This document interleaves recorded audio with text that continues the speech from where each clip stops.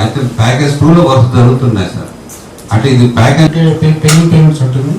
ఇందులో తాడేపల్లిలో సంబంధించి మేజర్ ఇష్యూ వచ్చేసి 75 MLD WTPకి సంబంధించిన ల్యాండ్ సార్. ఇది యాక్చువల్గా ఎవ్రీ మంత్ అడ్జస్ట్ చేయాలి సార్. ఇది కొంచెం లాంగ్ స్టాండింగ్ పెండింగ్ ఉండడం వల్ల 3 quarters పెండింగ్ ఉంది సార్ ఇప్పటికి.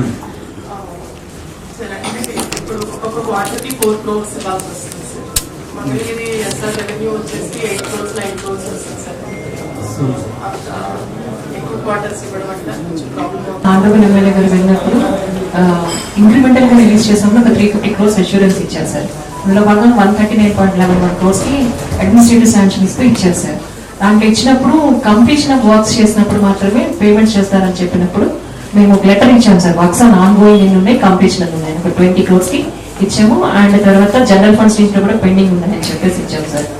ఇప్పుడైతే మాకు ప్యాకేజెస్ కింద డివైడ్ చేసుకుంటూ చేసాం సార్. చార్జెస్ పెండింగ్ ఉన్నాయి సార్. మొత్తం 1,13 లక్షలు సార్. దీని గురించి గవర్నమెంట్కి అడిషనల్ బడ్జెట్ కోసం రిక్వెజేషన్ పంపాను సార్. అది ఇప్పుడు ఫైనాన్స్ డిపార్ట్మెంట్లో స్టాంప్ డ్యూటీ సర్చార్జ్ సార్. ఇది కూడా మాకు ఒక 4 quarters ఉంది సార్. కాజాడ్ మంగళగిరి రెండుటి కలిపేసి రీసెంట్ గా డిఆర్ఓ గారితో కూడా దగ్గర 11 కోట్లు 12 కోట్లు పెండింగ్ ఉంది సార్ CFMS లో.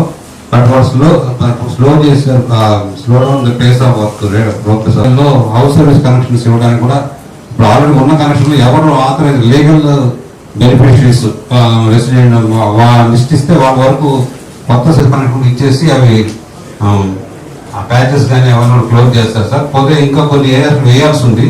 ముందు వర్క్స్ సబ్మిట్ చేస్తే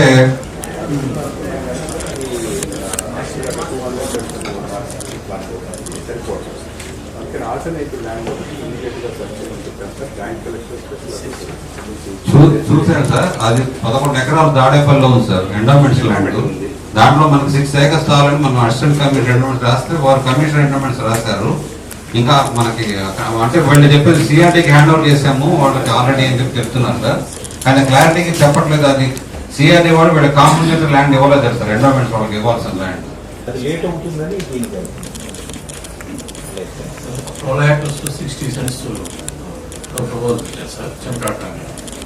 ఇది కూడా పంపించారు సార్. ఇది మీరు చెప్పారు క్లస్టర్, మనం స్మాల్ స్కేల్ ఇండస్ట్రీ క్లస్టర్ కోసం 12 ఎకరాలు సార్. 3 టెండర్స్ పిలిచాను సార్. 1 నామినేషన్ వర్క్, 4 కొత్త వర్క్ సార్. ఈ సెక్టర్ కింద ఈ మేజర్ వర్క్స్ ఓకే. నేను అంటే అప్లై చేసింది సార్ మొన్న ఓన్లీ అసిస్టెంట్ చేస్తాను. దీంట్లో వాళ్ళని ఇనీషియల్ రెస్పాన్సిబుల్ ఆఫీసర్గా పెట్టచ్చు. కొత్తగా వచ్చారు కాబట్టి ఇంకో ప్రాబ్లం అంటే ఏజ్. ఇప్పుడు మీరు 9 వర్క్స్ కంప్లీట్ అయితే 4 బిల్లు ఎందుకు పెట్టారు? అంటే QCలో ఉంది సార్. ఎవరు QC? 15 రోజులు అవుతుంది సార్. 15 రోజులు. మరి ఎంత టైం పడుతుంది క్యూరింగ్కి? 28 days అండి. అది అయిన తర్వాతనే చేస్తాను. 21, 28.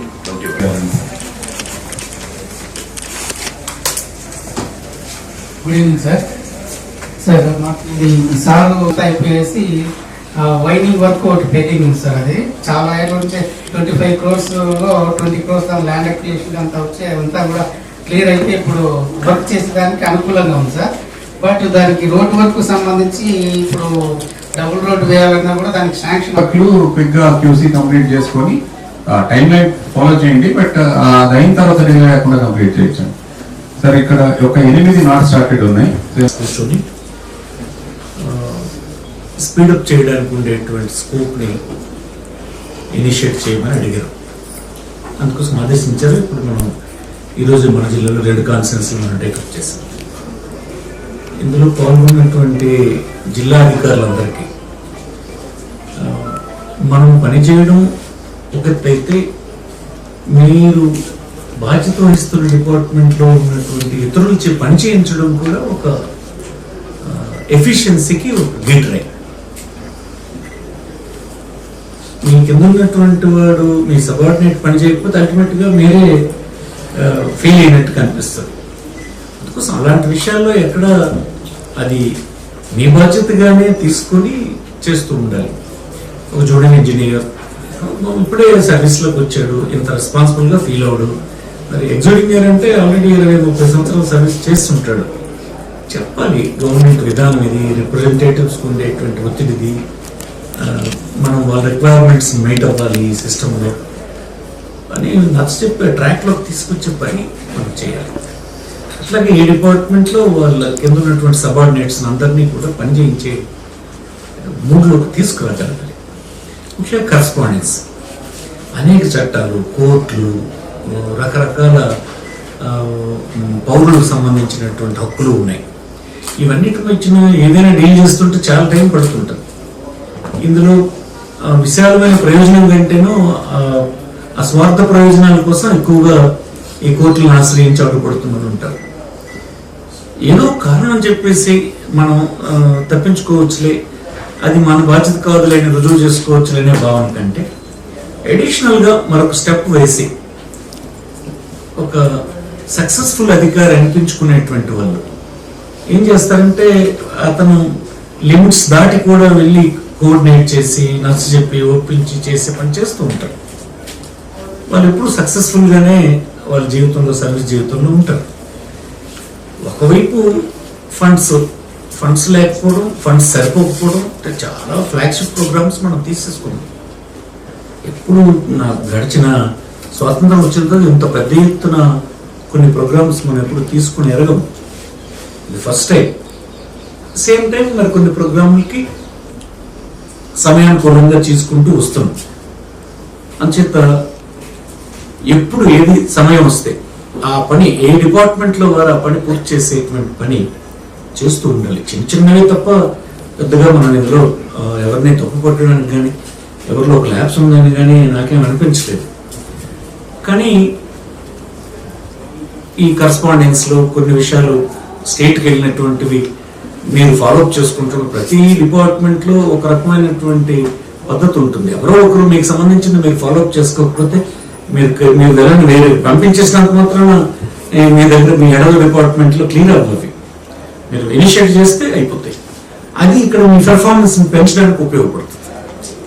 ఇట్లాగా మనం మరికొద్దిగా జాగ్రత్తగా ఈ ఉన్నటువంటి కాలాన్ని మనం బాగా ఉపయోగించుకొని ముందుకు తీసుకువెళ్ళాలని సందర్భం మనం చేస్తే, ఇప్పుడు ఇక్కడ ఏవైతే వచ్చినాయో స్టేట్ గవర్నమెంట్లో పర్స్యూ చేయాల్సినటువంటివి ఇలాగ డిస్ట్రిక్ట్ కలెక్టర్ చూస్తుంటే, తర్వాత మేము కూడా ఇక్కడ వెళ్ళిన తర్వాత వచ్చినటువంటి నోట్ని బట్టి ప్రతి డిపార్ట్మెంట్లో స్కోప్ని స్టడీ చేసి వారితో మాట్లాడడం జరుగుతుంది.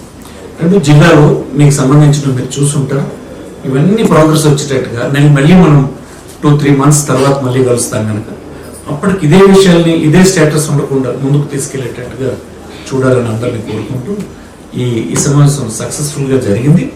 మళ్ళీ సమావేశంలో మరికొంత ప్రోగ్రెస్తో మనందరం కలుద్దామని ఈ సందర్భంగా తెలియజేస్తూ సెలవు తీసుకుంటాం. ప్రత్యేకంగా ధన్యవాదాలు. అలానే జిల్లా అధికారులకి, మండల స్థాయి అధికారులకి ఈరోజు ఈ సమీక్షా సమావేశంలో పాల్గొని ఏ అంశాలైతే నోట్ చేసుకున్నారో వాటన్నిటిని కూడా దయచేసి ఫాలోఅప్ చేసి గౌరవ మంత్రి గారు చెప్పినట్టుగా సో అది డౌన్ ద లైన్ కానీ అబోవ్ లైన్ కానీ కొంచెం ఫాలోఅప్ చేసుకొని మన జిల్లా అభివృద్ధికి సంబంధించిన అంశాలు కాబట్టి వీటన్నిటిని చేయవలసింది మనం చేస్తూ విచ్చేసిన శాసనసభ్యులు రోసయ్య గారికి, అలానే ఆర్కే గారికి, అలానే విచ్చేసిన జిల్లా అధికారులకి, సబ్ కలెక్టర్ గారికి అందరికీ మరొకసారి హృదయపూర్వకంగా ధన్యవాదాలు తెలియజేస్తూ ఇంతటితో సమావేశాన్ని ముగిస్తున్నాం. సమావేశానికి విచ్చేసిన గౌరవనీయులు